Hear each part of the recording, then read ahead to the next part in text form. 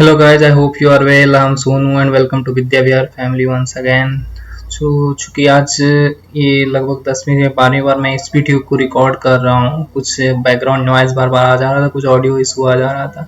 चूँकि लॉकडाउन की वजह से मैं कुछ ऑर्डर भी नहीं कर पा रहा हूँ, so please cooperate. I promise once the lockdown will get over I will resolve this type of issue. So चलते हैं अपने लेक्चर की ओर. As promised I am back again with the new lecture. तो कल जैसे हमने केस डिस्कस किया था, सारे केस का एग्जाम्पल, एक्सप्लेनेशन, सारे केस को कहाँ कहाँ यूज करेंगे, एक नाउन का क्या क्या फंक्शन होता है, ये सब हमने डिस्कस किया था. सो जो लोग पहले उस वीडियो को ना देखें तो एक रिक्वेस्ट है, पहले उस वीडियो को जाकर देखें, उसके बाद इस वीडियो पे आए, क्योंकि बिना उसके इस वीडियो को समझना थोड़ा सा मुश्किल होगा. क्योंकि पहले केस समझना जरूरी है, उसके बाद फिर हम लोग समझ सकते हैं कि पजेसिव केस क्या होता है. चलिए तो आते हैं अपने टॉपिक पर और बढ़ते हैं आगे. ये तो कल मैंने ऑलरेडी डिस्कस कर दिया था कि पजेसिव केस क्या होता है. पजेसिव केस होता है किसी चीज को लेकर अपना पजेशन या ऑनरशिप दिखाए. जैसे कि दिस इज अंशुज हाउस, वो अंशु का घर है, ये अंशु का पजेशन दिखा रहा है इस हाउस के लिए, यानी कि ये हाउस का ऑनरशिप दिखा रहा है. ठीक है. राम फादर इजली, ये फादर का पजेशन ऑनरशिप किसके लिए दिखा रहा है? राम के लिए दिखा रहा है. वो पिता किसके हैं? राम के. इस केस को ऐसे जहां पे हम लोग यूज करेंगे ना, इसको पजेसिव केस बोलते हैं. ये हमने कल ऑलरेडी डिस्कस कर लिया है. डिस्क्रिप्शन बॉक्स में मैं लिंक दे दूंगा, पहले जाके उस वीडियो को देखें, उसके बाद फिर इस वीडियो पे. चलिए चलते हैं रूल नंबर 1 पे. हाँ, तो ये हमारा रूल नंबर 1 है, कैसे हम लोग पजेसिव केस फॉर्म करेंगे. ठीक है. चलिए कोई एक एग्जांपल है, बॉय. बॉय को पजेसिव केस में फॉर्म करने के लिए हम लोग क्या कर सकते हैं? अगर बॉय सिंगुलर है या गर्ल सिंगुलर है, कुछ भी अगर सिंगुलर वर्ड है, सिंगुलर नाउन है, तो उसका जब भी हम पजेसिव केस फॉर्म करेंगे तो एट द लास्ट हम लोग क्या करेंगे? एपोस्ट्रोफी एस लगाएंगे. जैसे हमने यहाँ पे लगाया एपोस्ट्रोफी एस, वही हमारे रूल में भी लिखा हुआ है कि एपोस्ट्रोफी एस लगाएंगे अगर नाउन सिंगुलर हुआ तो. Same is the case with girl. Girl भी एक सिंगुलर नाउन है, तो इसको हम लोग पजेसिव केस बनाने के लिए क्या किए? एपोस्ट्रोफी एस लगाए. सिंपल. यहाँ नेहाज काउ, ये भी एक सिंगुलर नाउन है, इसलिए जब भी हम इसका पजेसिव केस बनाएंगे तो नेहाज काउ करेंगे. एक और एग्जांपल ले लीजिए,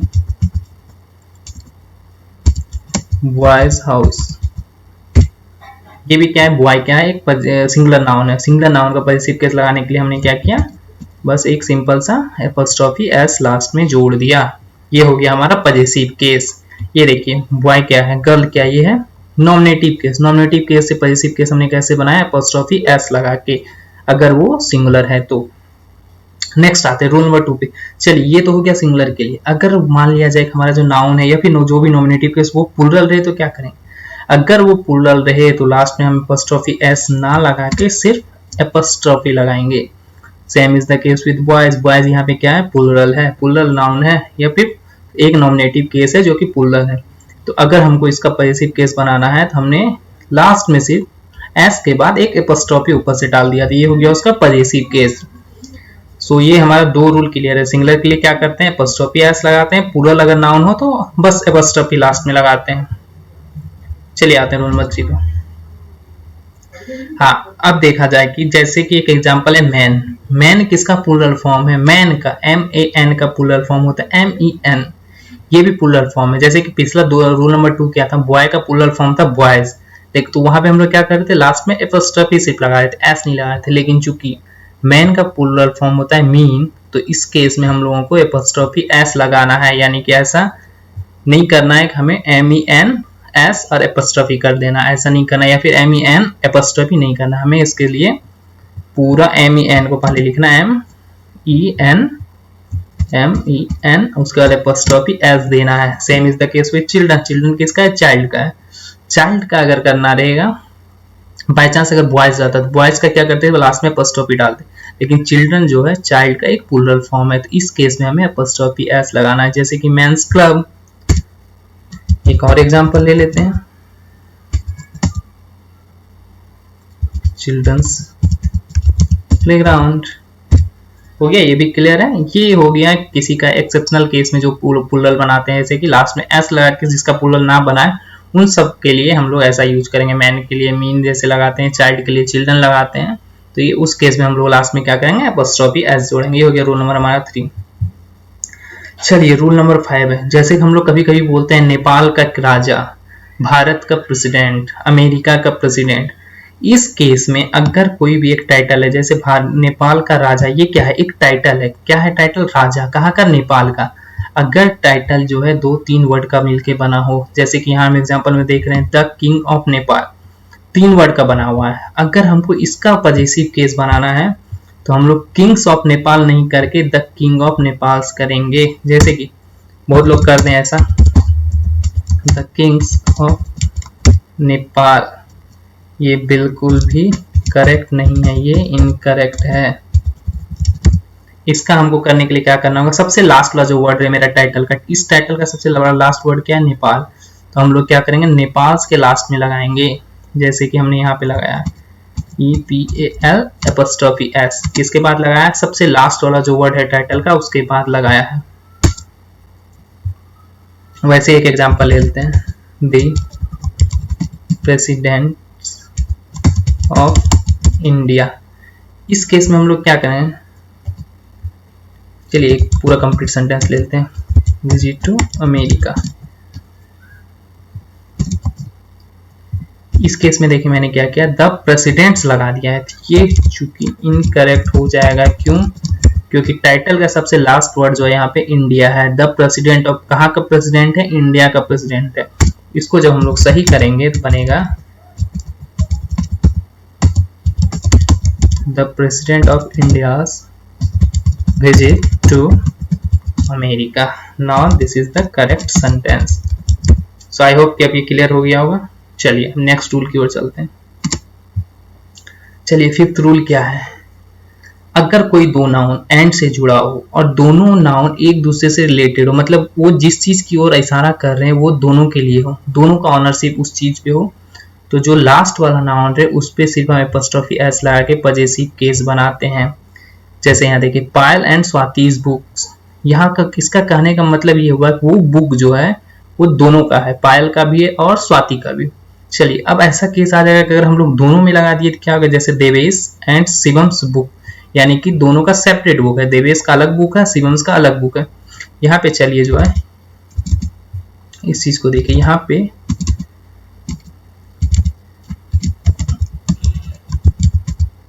ownership of book is with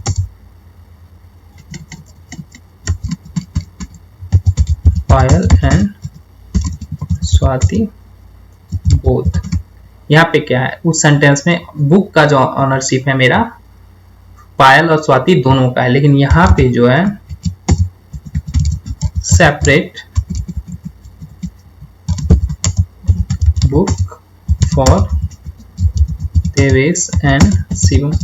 यहाँ पे इसका कहने का मतलब ये हो गया, अगर एक चीज की ओर इशारा करना है जो किसी दो लोगों से बिलोंग करता हो और वो दोनों एंड से जुड़ा हो, तो बाद वाले के साथ हम लोग एपोस्ट्रोफी एस लगा के उसका पॉजेसिव केस बनाएंगे। अगर बाय चांस हमने दोनों के साथ एपोस्ट्रोफी एस लगा दिया तो इसका मतलब ये होता है कि दोनों का ऑनरशिप अलग अलग है, यानी कि दोनों के, यहाँ पे जैसे बोल रहे हैं पायल एंड स्वाति's बुक, यानी ये बुक जो है दोनों से बिलोंग कर रहा है, पायल का भी स्वाति का भी। लेकिन जब यहाँ मैंने एपोस्ट्रोफी एस दोनों के साथ लगा दिया, देवेश एंड शिवम्स बुक, इसका कहने का मतलब है देवेश के पास एक अलग बुक है और शिवम के पास एक अलग बुक है। क्लियर है? रूल नंबर 5 भी क्लियर है। चलिए आते हैं रूल नंबर 6 में। रूल नंबर 6 क्या बोलता है, हम लोग जब भी पॉजेसिव केस बनाते हैं जनरली नाउन का बनाते हैं तो वो, या प्रोनाउन का बनाते हैं तो वो क्या होता है, पॉजेसिव केस हमेशा लिविंग थिंग के लिए हम लोग बनाते हैं। नॉन लिविंग थिंग के लिए हम लोग पॉजेसिव केस नहीं बनाएंगे, यानी कि नॉन लिविंग थिंग के साथ हम लोग एपोस्ट्रोफी एस लगा के या सिर्फ एपोस्ट्रोफी लगा के पॉजेसिव केस ना बनाएंगे, बल्कि उसके जगह पे हम लोग ऑफ को यूज करेंगे। जैसे कि the tables leg is broken, जैसे कि हमने यहाँ एपोस्ट्रोफी बना दिया, क्या कर दिया, टेबल के साथ एपोस्ट्रोफी एस लगा के उसे टेबल्स लेग कर दिया, तो ये बिल्कुल भी इनकरेक्ट सेंटेंस है। अगर इसका हमको पॉजेसिव, तो पहले ये, क्योंकि टेबल एक नॉन लिविंग थिंग है, इसका पॉजेसिव केस बनेगा नहीं, इसके लिए टेबल्स लेग की जगह हम लोग यूज करेंगे द लेग ऑफ टेबल, यानी पे हम लोग यहाँ पे यूज किए ऑफ इज ब्रोकन, ये हो गया हमारा करेक्ट सेंटेंस। सेम उसी तरह दिस वेल्स वाटर, इस कुएं का पानी, यहाँ पे वेल है, वेल मतलब नॉन लिविंग थिंग है, इसके साथ एपोस्ट्रोफी एस लगा दिया, यानी कि ये पूरा इनकरेक्ट है। इसके लिए हम क्या करेंगे, the water of this well, यानी कि इस कुएं का पानी, दोनों का मीनिंग सेम है बट ये ग्रामेटिकली इनकरेक्ट है क्योंकि यहाँ पे नॉन लिविंग थिंग के साथ हमने एपोस्ट्रोफी एस लगाया है, जबकि वो नॉन लिविंग के साथ हमारा ऑफ का यूज होता है। क्लियर है? चलिए चलते हैं नेक्स्ट रूल की। रूल नंबर 7, जितना भी कंपाउंड नाउन रहे, सारे कंपाउंड नाउन के साथ, सारे कंपाउंड नाउन को अगर हमें पॉजिटिव केस में कन्वर्ट करना है, सबसे last part of that compound noun जो रहेगा उसके साथ हम एपोस्ट्रोफी एस लगाएंगे। जैसे कि father in laws, fathers in laws कभी नहीं करेंगे, फादर्स इन लॉ, ये कभी नहीं करेंगे, ये मेरा प्योरली इनकरेक्ट होगा, ये कभी सही नहीं हो सकता। हम लोग क्या करेंगे, फादर इन लॉज करेंगे क्योंकि ये last part of the compound noun है। कंपाउंड नाउन का जो लास्ट पार्ट है उसके साथ हम एपोस्ट्रोफी एस लगाएंगे। Same is the case with sister in law, sisters in law नहीं करेंगे, हम लोग करेंगे सिस्टर इन लॉज बुक क्योंकि लास्ट पार्ट इसका क्या है, लॉ।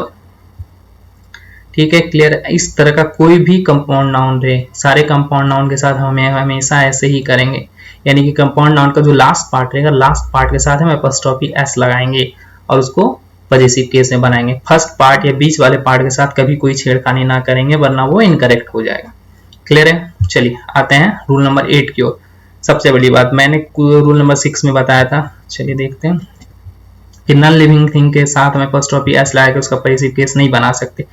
इसका एक्सेप्शन केस आ गया रूल नंबर 8। कुछ नॉन लिविंग थिंग को हम लोग एपोस्ट्रोफी एस लगाकर उसका पॉजिटिव केस बनाएंगे, जैसे कि अर्थ सरफेस, दिल्ली पॉल्यूशन। यहाँ पे मैंने कुछ चीजें लिस्ट की है, जैसे इन लोगों के साथ, ये लोग सारे नॉन लिविंग थिंग है लेकिन इन लोगों के साथ हम लोग एपोस्ट्रोफी एस लाएंगे। जैसे कोई भी कंट्री का नाम हो, कोई भी ऑर्गेनाइजेशन का नाम हो, कोई भी जगह का नाम हो, अर्थ हो या फिर टाइम हो, और anything that suggest a group of people, यानी कि कुछ भी। जैसे दिल्ली कहने का मतलब क्या हुआ, दिल्ली की जनता। कोई ऑर्गेनाइजेशन कहने का मतलब हुआ क्या, इंडियन गवर्नमेंट, ये एक ऑर्गेनाइजेशन है, वहां पे क्या हुआ, इंडियन गवर्नमेंट के अंदर प्राइम मिनिस्टर मोदी और उसके मिनिस्टर। प्लेस जैसे क्या, बाकास पीपुल, बाका पीपल कहने का मतलब क्या हुआ, बाका के लोग, यानी बाका में जो लोग रहते हैं, यानी कि ये सारे चीज पर्सनिफाइड हैं, यानी कि ये सारे चीज जो बताते हैं ग्रुप ऑफ पीपल को बताते हैं। जैसे कि हम लोग के the earth surface, earth surface पे ढेर सारे पीपल रहते हैं, जैसे कि दिल्ली पॉल्यूशन, दिल्ली में बहुत सारे लोग रहते हैं, यानी कि एक पर्सोनिफाइड वर्ड है। ये लोग किसी न किसी एक ग्रुप को सजेस्ट कर रहे हैं, ग्रुप ऑफ पीपल को सजेस्ट कर रहे हैं। ये एकदम याद रखें कि इन सब के नाम के साथ बाकी सारे नॉन लिविंग थिंग के साथ कभी भी एपोस्ट्रोफी एस लगा के हम उसका पॉजिटिव केस नहीं बनाएंगे। लेकिन जब भी मेरे पास कंट्री का नाम रहे, ऑर्गेनाइजेशन रहे, प्लेस रहे, द अर्थ रहे, टाइम और anything that suggest a group of people, उसका जब भी हम पॉजिटिव केस बनाने लगेंगे वहां पे हम एपोस्ट्रोफी एस का यूज करेंगे। I think this is clear now. चलते हैं आगे नेक्स्ट रूल की ओर। नेक्स्ट रूल क्या है, अगर समबॉडी, नोबॉडी, एनीबॉडी, ये सारा चीज यूज हुआ रहे और उसके साथ एल्स यूज हुआ रहे, तो जब भी हम पॉजिटिव केस उसका बनाएंगे तो समबॉडी, एनीबॉडी या नोबॉडी के साथ एपोस्ट्रोफी एस ना लगा के एल्स के बाद एपोस्ट्रोफी एस लगाएंगे। देख लीजिए example, this watch is somebody's else. यहाँ देखिए समबॉडी का यूज हुआ है, हम लोगों ने समबॉडीज नहीं किया है बल्कि एल्स के साथ एपोस्ट्रोफी एस लगाया है। अगर हम लोग इसको कर देते हैं, this watch is somebody's else, ये सेंटेंस हमारा इनकरेक्ट हो जाता। तो हमने क्या किया, अगर समबॉडी, नोबॉडी, एनीबॉडी के साथ एल्स का यूज हुआ रहे, उसके बाद एल्स का यूज रहे, तो हम पॉजिटिव केस बनाने के लिए एल्स के साथ एपोस्ट्रोफी एस का यूज करेंगे, ना कि समबॉडी, एनीबॉडी, नोबॉडी के साथ। वो बिल्कुल इनकरेक्ट हो जाएगा। नेक्स्ट क्वेश्चन भी देख लीजिए, यहाँ पे भी हमने क्या किया, नोबॉडी है, नोबॉडी के साथ हमने एपोस्ट्रोफी एस ना लगा के एल्स के साथ लगाया, यानी कि ये सेंटेंस पूरी तरह से करेक्ट है। चलिए नेक्स्ट रूल पे आ जाते हैं। जो हमने पर्सन में पढ़ाया था पॉजिटिव केस, पॉजिटिव केस में दो चीज होता है, एक होता है पॉजिटिव प्रोनाउन और पॉजिटिव एडजेक्टिव। जो चीज पॉजिटिव प्रोनाउन है, for example his, her, hers, yours, mine, ours, its, theirs, ये सारा चीज ऑलरेडी पॉजिटिव प्रोनाउन है। इसको पॉजिटिव केस में बनाने का कोई जरूरत है ही नहीं। गलती से भी इसके साथ एपोस्ट्रोफी एस या माइन के साथ माइंस ना कर दें। हर्ष के हर के साथ हर्ष एपोस्ट्रोफी एस लगा के ना कर दें, योर्स के साथ सिर्फ एपोस्ट्रोफी लगा के उसका पॉजेसिव केस बनाने की कोशिश ना करें, क्योंकि ये ऑलरेडी पॉजेसिव केस में ही है। अगर इससे रिलेटेड ज़्यादा जानकारी चाहिए तो सबसे पहला वीडियो मैंने डाला था पर्सन का, पर्सन में मैंने सारा लिस्ट किया था कौन कौन सा पॉजेसिव प्रोनाउन पॉजेसिव एडजेक्टिव, उस वीडियो को जाकर देखें।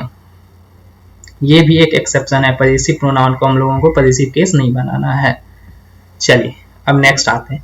जब भी दो कंजिक्यूटिव नाउन यूज रहे, दो कंजिक्यूटिव नाउन, रूल नंबर 11 है, दो कंजिक्यूटिव नाउन यूज कर रहे हैं तो दोनों के साथ हम लोग कभी एपोस्ट्रोफी एस लगा के उसको पॉजेसिव केस नहीं बनाएंगे, वो पूरी तरह से इनकरेक्ट हो जाएगा। एक में क्या करेंगे, जैसे यहाँ पे Anjali's cars colour is very nice, यहाँ पे दो कंजिक्यूटिव नाउन है, अंजलि एक नाउन है, कार एक नाउन है, दोनों में मैंने एपोस्ट्रोफी एस लगा दिया क्योंकि यही रूल होता है। ये भी एक सिंगुलर है, सिंगुलर के साथ एपोस्ट्रोफी एस, तो ये भी एक नाउन है, मतलब एक नाउन है तो इसके साथ ये एपोस्ट्रोफी एस लगा के मैंने इसे पॉजेसिव केस बनाना चाहा, बट ऐसा नहीं होगा।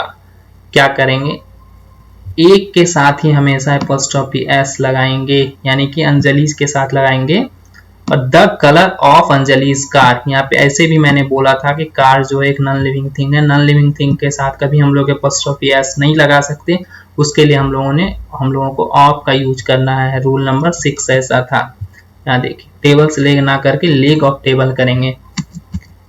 रूल नंबर 11 उसी को आगे बढ़ाता है। अंजलि जो था वो एक लिविंग थिंग है, इसके साथ एपोस्ट्रोफी एस रह गया, बल्कि कार जो था एक नॉन लिविंग थिंग था, कार्स कलर ना होके द कलर ऑफ कार हो गया।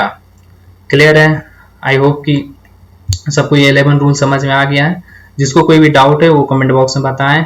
आई थिंक मैंने कोशिश की है कि सारा रूल कवर कर लिया जाए, फिर भी बाई चांस अगर कोई रूल छूट गया और कभी बाद में लेक्चर लेते हुए कुछ याद आ जाए तो मैं उस रूल को इंक्लूड कर दूंगा। और जिस लोगों ने पहले केस ना देखा हो, पहले केस का वीडियो जाकर देखें, उसके बाद इस वीडियो पर आएँ ताकि बेहतर अंडरस्टैंडिंग हो सके। पॉजेसिव केस से रिलेटेड और भी कुछ जानकारी चाहिए तो पर्सन का वीडियो में जाके देख सकते हैं।